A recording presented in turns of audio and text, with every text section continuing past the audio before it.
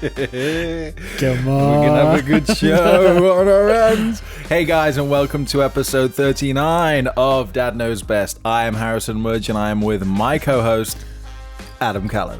Hey guys, thanks for joining us. Harry, do you want to let the guys know what this show is all about in case they're new here? Thank you very much. It's almost like we rehearsed this one. Guys, if you are new to the show, this is just a couple of best friends who are both parents. I'm a new dad of one, and Adam, a father of two. This is just where we shoot the shit, chew the fat, just tell you what it's like to be a dad, you know? Just share some war stories. Hopefully we'll share some nuggets of advice, some pop tips.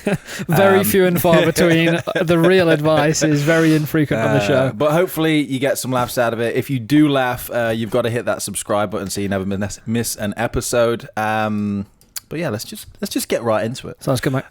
Adam, I've got a list of various things because I can see your screen from here. There's so much going. I come with notes, but there's so much going on in the world. I don't even know where to start, if I'm honest with you, because let me give you an angle. Let me give you more of an angle, because I realise you're in the lounge position whenever we talk. I'm trying to talk to the viewers at home, and then I've got you beating in the side of my head. You do this professional thing where you're addressing the camera and trying to have a conversation with me. All I do is angle myself so I can just talk at you. I don't even know. You guys don't even know. Don't even notice. So I wanted for anyone that's still interested, a little update on my little boy, because it is a journey, and that's why I started. I wanted to look back at this in years to come and sort of know where we're at. Little boy's 5 months old now. Cute as a button. Gets cuter every day. Love it. But at the same time, drives me up the wall sometimes when he won't just chill out. You know, when you're trying to do something, and I don't know if you had it exactly the same with your boys, but with Elliot, we can't put him down most of the time. Just wants to be held all the time. And as soon as you put him down, but I think most babies are like that, to be honest. I think it depends on your degree of acceptance to the crying. So we kind of got into the habit of risky saying this, but it was the truth. We just lock the door, lights off, into the crib. You gotta spike the ball. There was a throw on that if you're watching the video. Kobe. Exactly. I don't think you can use that reference now. Jordan. Kobe, rest in peace. That's what you need to do now. What a loss. Let's all take 2 minutes. Just put 2 minutes of silence into the show. So you kind of learn the cries over time, and then when we realised it was a cry because they're just being clingy. And people always said you'll know the difference. And you do, 100%. You even said you'll get to know their cries, and that he does have one, and there's just a certain tone that it's like he's forcing it, as opposed to it being like a really emotional cry. It's like there's a whinge. There's a gruffness to it, where when he's upset, it's more of like a belly cry or like a whereas when he's like not happy, it's like he has a baby bear, in case anyone's realised. He has a panda. So we kind of get used to the cries, and then once we realised it was that whinge over a cry, it would be into the cot, and we just get on with everything and just let him cry it out until he got to probably where you are now, 5.5, 6 months, into the bouncers. And the amount of times I'd come in and he'd be like fucking just asleep in the bouncer. So I'm like, what happened here? And he was like, well, he went to the bouncer, then he started whinging. So I just let him bounce himself while he was whinging, and he eventually fell asleep. And sometimes it'd be in a different room. So obviously she'd wheeled him out. It was like into there. So what we just got into a habit of, I think eventually you have to learn to be like, just let them cry out. And I think it's actually weirdly easier for dads to say that. I don't know why, because I found it really easy to be like, just fucking put him in the cot and let him cry it out. And Sarah had like this emotional reaction to it. And I was just like, I think he's been fed, he's slept, he's not shit himself, like, let him cry it out. We hope. I think some of that is down to the maternal instinct of obviously. And I totally agree. It's definitely easier for the dad to just say, just put him to the side, give yourself 2 minutes. But And I think we're more logical sometimes. We just lost all our fucking female listeners. Not that we had many anyway. 50,000 viewers just now. No, but like that's normally my argument anyway. You just throw logic at the wife and you hope that she listens to it. And no, understandably, but yeah. But my argument is you're not trying to like put him down and leave him for 20 minutes. It's like well, just sleep. Like for Emmy anyway, I know she really struggles with it. As soon as he like starts to make a noise, she just can't help but react to it, which I get.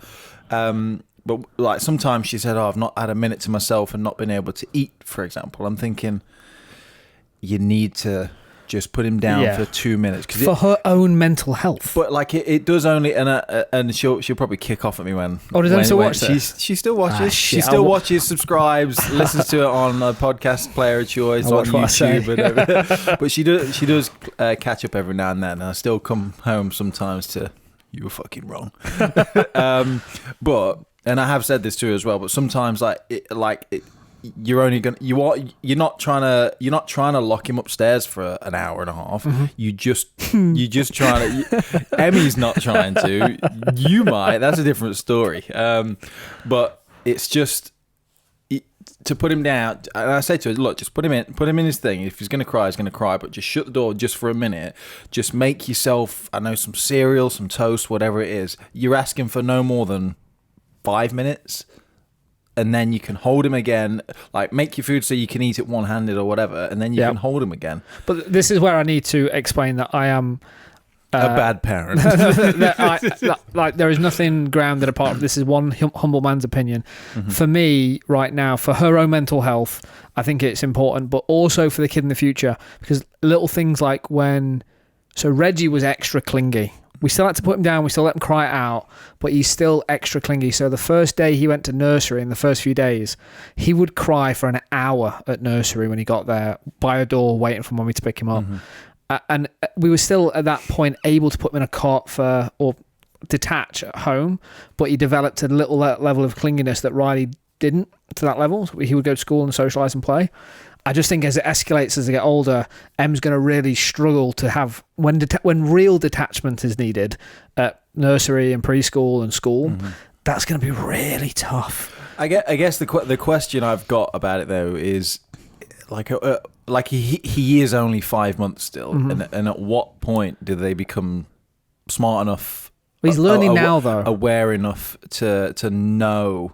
Yeah, I kind of agree with that. Like, obviously, the things you do now, but it's then the balance of, the argument of, if you don't attend to him, does he then just think that there's no one there to sort of care for him? There's extremism on both sides, 100%, and I think that's what makes parenting so difficult yet so rewarding. Because I know that's the kind of internal battle of that Emmy sort of has sometimes. Is like, but if I leave him, is he then not just going to think that I'm not there for him? So it's that balance of like, how do you like have some lunch and not let him think that you're disowning him, sort of thing. Yeah, and I think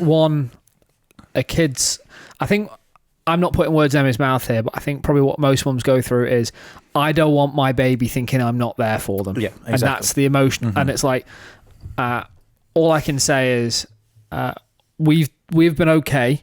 Our kids, we think our kids still love us, and we've let them cry out. I think the key thing is because the kid knows when they're trying to get your attention, and they know when they're in pain. You know it because you've learnt their cries over time. If a kid knows that they're trying to just get your attention and get picked up, but they're not getting picked up, eventually they'll go, well, that don't fucking work anymore. Yes. If a kid is crying and in pain, of course attend to the baby. Like, there's that difference. I think right now he's still young enough that he's not like thinking of crying to sort of get this. He's crying because he doesn't like the fact that he's been put down. Yeah. But he's maybe he is smarter than I think. But I'm not getting the vibe that he's consciously sort of doing it. He's crying because he doesn't like the situation. Sora hates what I'm about to do because I do it a lot. Okay, I think of it. You're gonna mansplain. I think about it. the amount of times I've like I've referenced. just realised, is our podcast just mansplaining? It's not meant We to have be. a new show. Let me tell title. you. When I reference Caesar Milan referencing our The amount of times that you give me shit for comparing my dog to my child. 100% agree. Yeah, it's standards. irony at its best. No, but like the way I'd approach it, not with a spray bottle, none of that, and treats. Yeah, that little around the back. Gah! Reenact a mother's bite. Gah!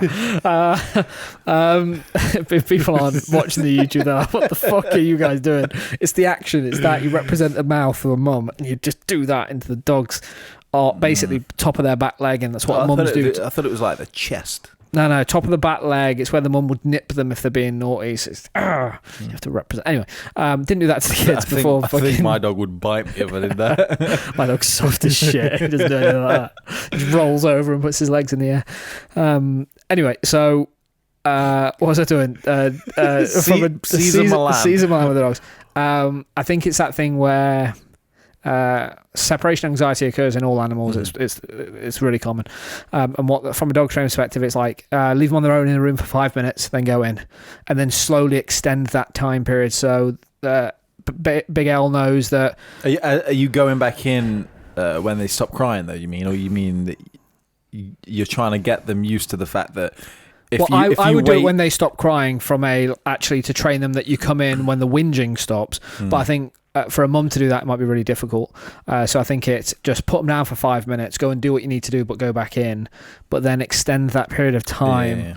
And it's not really for the kid, this isn't. It's for the mum to basically go, actually, or the dad, works both ways, depending on, like, maternal instincts. And if you're a mum or a dad, leave a comment saying if you've tried it or if you think it's bullshit, or if you want to tell him to fuck off. If you want to take your Caesar Milan bullshit. and obviously, all the links to all the Caesar Milan books will be in the show. No, but I think it's from a mum's perspective, it will probably help M just to be actually. Yeah. He's okay if you leave him for a minute. He's okay if you leave him for 5. He's okay if you leave him for 10. Like for her to just build that up for her own sanity and mental health. Well, I know from personal experience as well. Like when I was, I've just been looking after him while Emmy's been out. When they won't stop crying, for example, like there's nothing. I'm like you changed, you fed and all that, but you're still grieving me. But all I want to do is like boil the kettle. Like I know just for myself, I'm like, you know what? I'm gonna lose my shit in a minute. Yeah. So like for me and him, I've like put him in his cot and just put him in the living room and shut the door just for 2 minutes and just boiled the kettle. It's still been crying, but it's just that moment of you need to sometimes recompose yourself because I think what happens is when you're frustrated, you end up, even though you're not taking it out on the baby, your body language and tone and everything like that changes as well. So even though you're not lashing out, you're short. Like as you can be short with someone when you're in a bad mood, someone asks you how your day is, fuck off, sort of thing. Yeah, like this morning. That's me at midday when that woman came in about my fucking. Yeah, I'll give you a fucking ATP back for your electricity bill. Yes, come in here. I'm eating my £3 sandwich. Super noodles on the go. I'm like, listen, woman. No, but I think from to that point is the amount of times that I've gone home, and obviously Sarah's been in the thick of it with 2 kids. Yeah, and I go in. Excuse me. I go in. Do you want to do that down the mic a little loud? I didn't even think about turning away from the mics. I apologise. I forgot on another show that we do that would have been edited, but we roll all the way through on this bad boy. No, so I've come in and Sarah's been in the thick of it all day. And I get it. She fucking goes mental at me, to be honest, because I'll like pull her to one side and be like, why are you arguing with the kids? Like your tone, you're just arguing with a 6-year-old. Mm-hmm. And then she goes off at me as in, because I don't, and you're right, I haven't been exposed to it all day, but what happens is for you, how you're reacting to a kid that's answering back, and as they get older, she ends up just like arguing with a 6-year-old, and logic comes in. I'm not saying I'm logic, but an external person comes in. You're fresh as a daisy. That is just going, hold on, he's being a little shit, and I get that, but why are you arguing with him as if you're 6 as well? That's not really effective parenting here. And that's when you sleep on the sofa. Exactly, yeah. There's no nookie for a week. Wasn't what we're up to now, 12 months. But I think to that point it is really easy to as a parent to get caught up in it, and then to your point is, yeah, your tone will change, your body, and the baby and the kids pick up on that more than you can imagine, and it's really hard to keep that level-headed, objective view on stuff. Yeah, like I say, like I'm just equally as guilty of it as everyone else. Oh, we all like are. We all are. So I just say probably the one thing, and it's not even for Elle or you, it's for Em, her own sanity. It's a really big challenge, but I would highly recommend, even if she starts watching some YouTube content around it, or something to make her feel comfortable that it's okay, it's not bad parenting, because it sounds like regardless of what anyone says, she needs to agree with it. If she doesn't agree with it, then it's going to physically hurt her when she hears the crying. Yeah, I mean, there's I'm trying to think if I'm making this up or if I actually saw something about it. But it's a fact. Did you know? But I recall sort of looking at obviously different things, and people say, oh, you want to let them self-soothe, or the argument against that is you should always be there, and like they'll learn, like if they know that you're there, then they won't be as upset because they know that they don't need to. I don't know. Yeah, my lack of information on that. I apologise for the delivery of that pop tip, people. That felt like very middle of the road. Google it. Sitting on the fence. But I honestly probably think the trouble is with Googling it, and I always said, go and find something online. Everyone's got their own opinions. There's always both sides of the argument. I just think... Yeah, but I think what you said is right, though. You just need to find something that you agree with that makes you feel better, and then just follow that. But try and find something you agree with that gives you the options that you're looking for. So go look for an answer and you'll find it on the fucking internet. You'll probably find just search Dad Knows Best. You'll probably find it in like a Reddit thread or some shit. Arsehole of the internet. But I think she obviously needs to have her time, especially when it's just her and Al at home. Yeah. Super tough. Me and you can sit on this and fucking mansplain it and try and come up with it. But I generally feel for him in that situation, and I think it's just trying to find some content online that helps. On that note, when I guess probably Riley was young, because seasoned vet by the time you're on number 2. Fucking delivered the second one myself, mate. Did you ever do anything to give Sarah some time away from the baby? What were your like in pardon? Moving on. What's that concept? As in like, so obviously like you say, Emmy's just like in the thick of it all day every day, and especially at the moment because we can't leave the house, it's Sarah, especially hard. Yeah, Sarah said something to me probably about 3 years ago. And she was disappointed in my level of hands-onness for the first 18 months. And that hurt, to be honest. I can't go back and change that. That's just where we were. And I sleep okay at night, because if I had to go back and do it the same, I would, just because I was also doing stuff in the business and I was trying to balance that. Yeah, you weren't a distant parent because you just couldn't be asked. Exactly. You were doing something at the time. Yeah, and I'd made false rules in my head when the kid gets a certain age and they're more aware of when you are and aren't in a room. I'd make more time. It is a load of bullshit. You make things up in your head to make yourself feel better. But I didn't do as much with Riley as I'd wanted to give Sarah the her time that she needs. You need a break from parenting. I didn't do that. So okay, fast forward then. Did you having your experience with Riley, did you change it with Reggie to give it? So what sort of things? Just little things. So Sarah found a lot of enjoyment in the gym and stuff. So it was just making sure that she went to we put time in the calendar where it was a priority. Meetings couldn't come in, stuff like that couldn't happen. So once during the week and once at a weekend, she basically booked me in for babysitting, as we put it in the calendar. So she'd put stuff in my calendar, and then she went to Marbs with a few friends, and then she really got on with them. So like once a month she'd have like a Marbs night out with the ladies. So it was probably like 2 gym sessions a week and then 1 social event a month. And people listening to this might think, well, that's not enough. Well, that's where we were. That's what we did. But it was just having a conversation, finding out the stuff that she wants to do in her time, and then forcing it into a calendar and giving her the confidence that I will be there for the kids, so you can just go and do your own thing, and then never letting her down on those times was hugely important, because I think once stuff slips in, then the trust goes, and then she will then stop looking forward to it. So that's what we did with Reggie. Yeah, that's what I need to work on at the moment, because obviously I'm at work, she's at home, and it like I say, it is a shame that we've the world's been locked in, because she's going even more stir crazy. But it's like, Sarah literally messaged me an hour ago saying, what time are you back? So I've got cabin fever here. So we've agreed that when we get back, I'm going to spend some time with Riley. She's just going to go out and walk the dog and just get some air and just get away from the house. And I think it's not a negative thing. Like, I can sometimes go back and go, I just need an hour. I want to walk the dog. I just need to breathe. I need some space.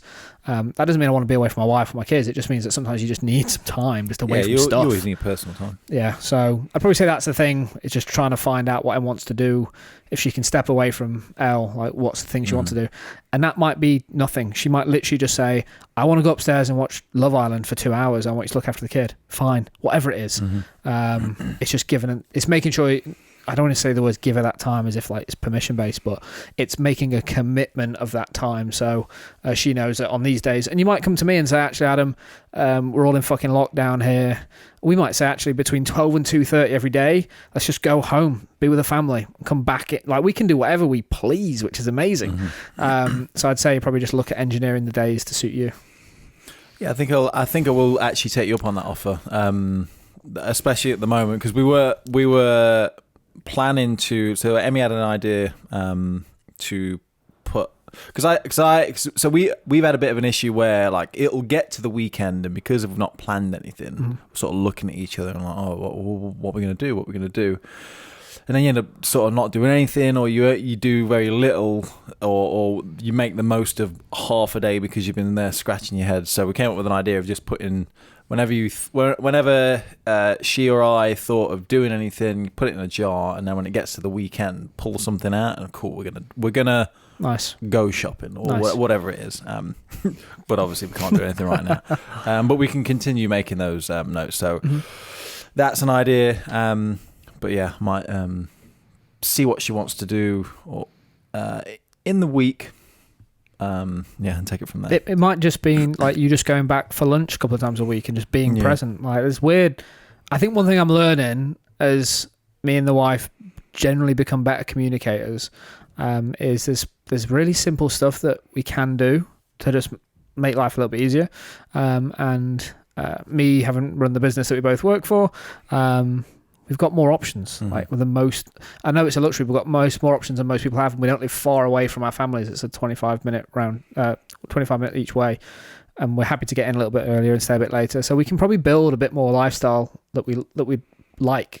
And I'd probably say, weirdly, in this lockdown situation, we could probably push it further than we normally would, because there's very few external responsibilities for us. So I'd probably say start playing with stuff like that and see what we can do. Cool. We'll leave it there because I'm trying to keep these shows like sub 30 minutes. Cool. That and the camera will stop at 30 minutes. Peek behind the curtain. Guys, we will leave it there. If you have any comments, if you want to call Adam out on his bullshit with Season Milan, you can email. Remember, it's 2 fingers at the top, thumb at the bottom, and just above the hind leg. Of the dog, not the kid. Whoa. I honestly thought something else was being explained there. Try it on both, see if it works. Jesus. Wow, that shocked me. If you want to get in touch, if you're still watching, you can email dadknowsbest@mbs.fm or leave a comment and subscribe in all the places. Can you remember when I tasered you? Wassle everything. Remember when I tasered you? No. When we were younger? Yeah. I imagine that if you do this properly, if I did that properly onto your hip, I think I could give you a similar feeling. Two fingers at the top. Two fingers at the top, thumb at the bottom, and go in aggressively. I'm sure it would shock me one way or another. Maybe on a future show, guys. See you next time.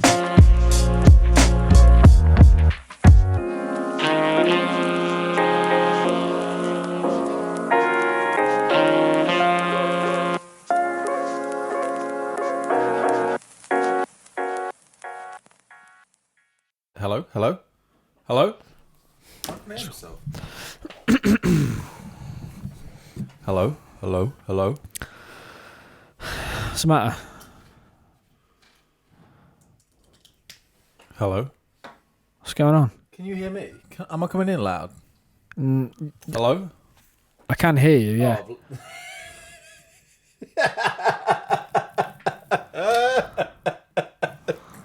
Oh, fuck, one job.